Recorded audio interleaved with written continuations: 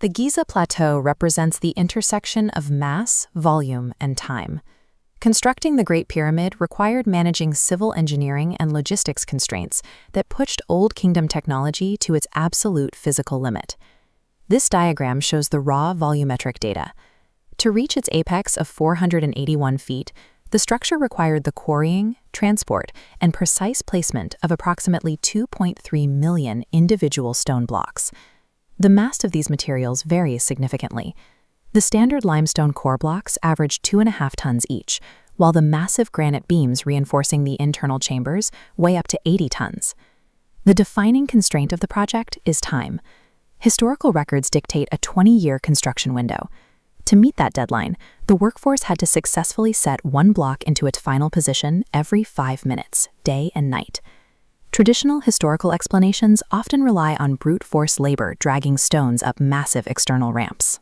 However, when tested against these specific limits of volume and geography, those models face significant physical contradictions. Evaluating the construction sequence requires testing competing models against these strict mechanical limits. The most common hypothesis for the pyramid's construction is the use of a long, straight, external hauling ramp. An 8% gradient is the maximum incline for human labor. Extending this slope to the 481-foot summit requires a ramp stretching over a mile.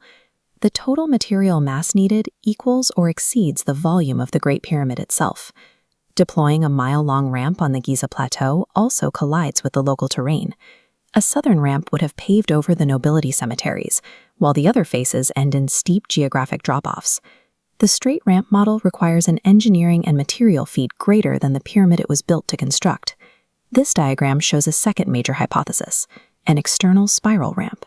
By winding the hauling path around the faces, this model eliminates the mile-long spatial footprint. However, a thick external ramp completely obscures the corners and edges of the pyramid. Khufu's architect, Hemiunu, had to ensure that all 4 faces met perfectly at a single apex.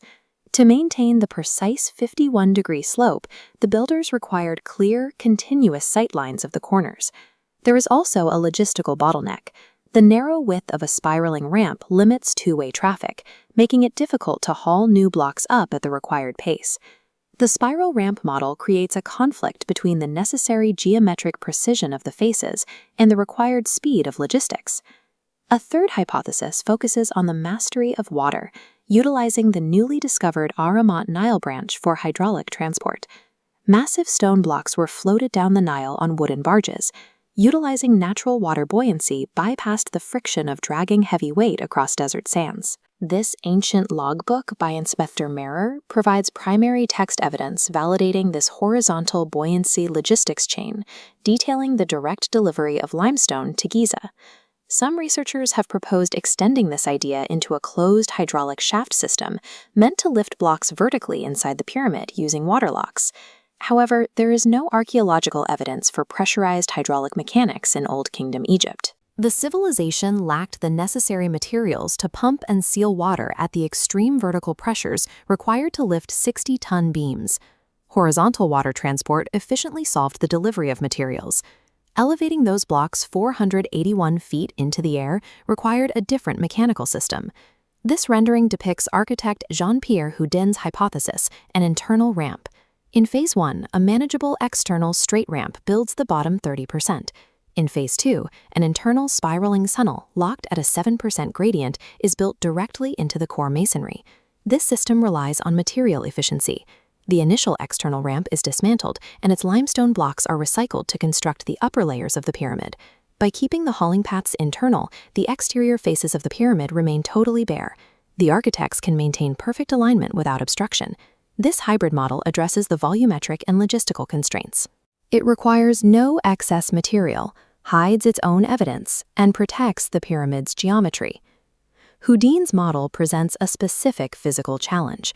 A workforce hauling a 2.5-ton block up a narrow internal ramp must successfully rotate that stone 90 degrees when they reach a corner.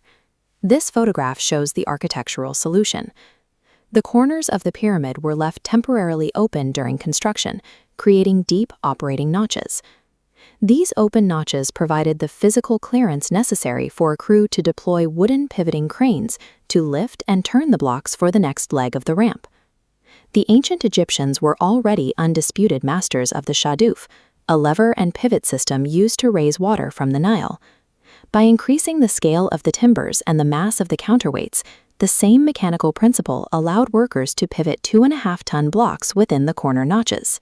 Rather than inventing new technology, the builders scaled existing irrigation mechanics to manage heavy vertical loads. Egyptologist Bob Breyer explored the remaining open notch 270 feet up the northeast edge to investigate the remains of this turning mechanism. This diagram shows what sits directly behind that notch.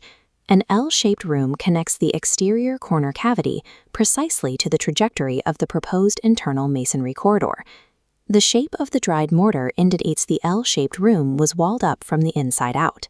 The workers were systematically filling the notches and sealing the tunnel behind them as the pyramid neared completion.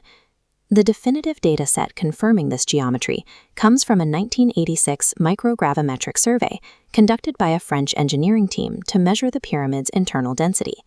The scan revealed distinct lines of low-density space spiraling precisely up the perimeter of the structure, just behind the outer casing. These low-density anomalies are an exact structural match for an empty internal ramp corridor, mapping precisely to where Houdin's model predicts they should be. The structural remnants of the L-shaped rooms, combined with the hard data from density scans, align with the mechanical requirements of the internal ramp model. This integration of archaeology and engineering establishes a quantifiable scientific explanation for how Giza's large